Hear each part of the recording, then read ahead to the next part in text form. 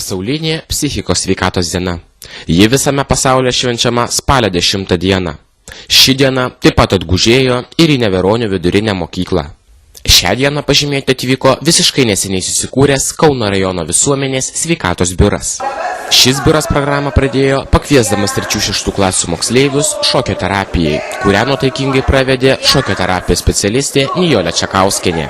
Šiam šokiui nebuvo reikalinga mokėti šokti profesionaliai. Tai buvo skirta visiems, kurie nori išlieti savo energiją, atsipalaiduoti ar net numalšinti stresą.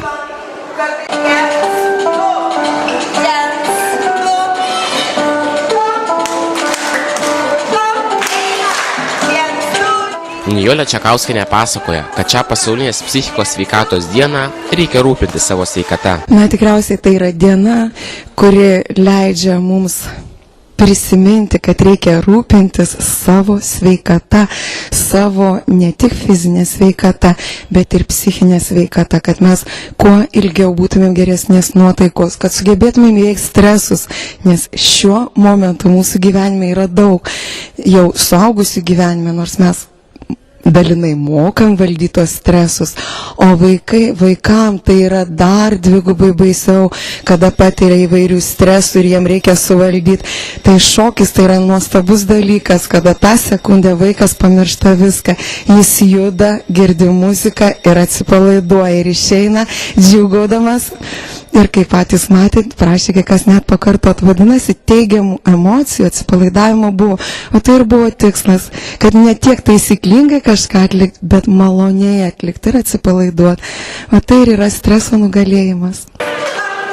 Šokio terapija tai žmogaus saviraiška, kuriai nereikia būti šokėjui, teigia šokio terapijos specialistė.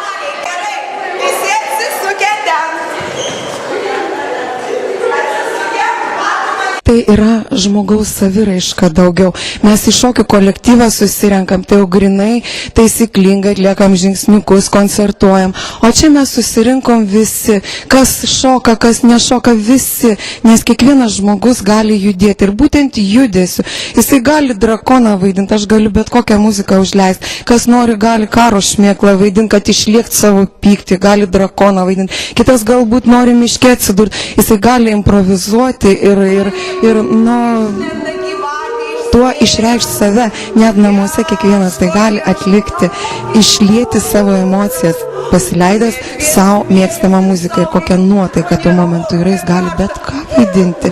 Tai yra neįrėminta į rėmus. O jeigu gydomoji kartais būna šokio terapija, tai žmonėm ir po traumų, ir po visko tam tikrus judesius atliekant, organizmas sugrįžta į jo normalią būseną.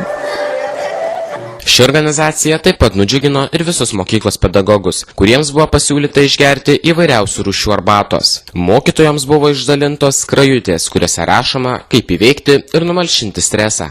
Jūsų mokykla, neseniai įsteigtas visuomenės sveikatos biuras, atvyko paminėti spalio 8.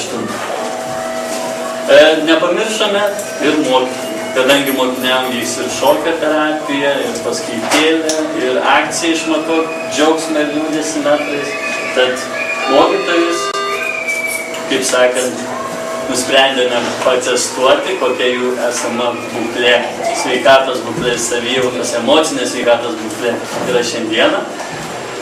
Atlikome apklausą, ją įvertiname ir parinkome 2 variantus iš arbatų, kuri galėtų tikti labiausiai esamai šiai būsenai. Organizatoriai surengė akciją "Išmatuok džiaugsmą ir liūdesį metrais". Jaunesniųjų klasių moksleivių pieštus piešinius, kuriuose buvo piešiamas liūdesys arba šypsena, lipdė ant sienos. Čia yra akcija išmatuoti džiaugsmą ir liūdesį metrais ir iš tiesų ta akcija yra jau daryta kitose savivaldybėse ir tai yra atkreipimas dėmesio, nes čia minime tą pasaulinę psichikos sveikatos dieną, kuri yra minima viso pasaulio mastu ir paprasčiausiai atvykome į Neveronių vidurinę kartu su daugelis renginių ir vienas iš šitų akcijų yra orientuota į 3-6 klasių mokinius, kurie piešė, kurie susidūrė, pamastė apie kaip jie jaučiasi mokykloje, jų emocinę būklę. Tai yra paprasčiausiai atkreipimas dėmesį į šitas problemas. Kaip žinote, Lietuvoje iš tiesų esant sunkmečiui, kaip ir visoje Europoje, žmonių emocinė būklė labai mažėja, smunka savivertė. Kaip ir žinoma, nepaslaptis, Lietuva pirmauja savižudybių skaičiuje Europoje ir tai yra, ta prasme, tikrai opi problema visos Respublikos mastu. Ir reikia atkreipdėmėsi ir judėti prevenciškai. Čia yra tik paminėjimas, bet yra begalės profilaktinių programų orientuotų į įvairias amžiaus grupės, įvairios psichologų konsultacijos. Kadangi mes esame visai naujai įsteigta įstaiga, tai šios dienos paminėjimo jūsų mokykloje tikslas yra atkreipti dėmesį, paminėti tą dieną, iškelti visuomenę šią problemą. O ateityje bus numatytos programos, kurių metu mes tenksimės gerinti tą psichinę sveikatą ne vien per tokius renginius, bet ir per rimtesnius.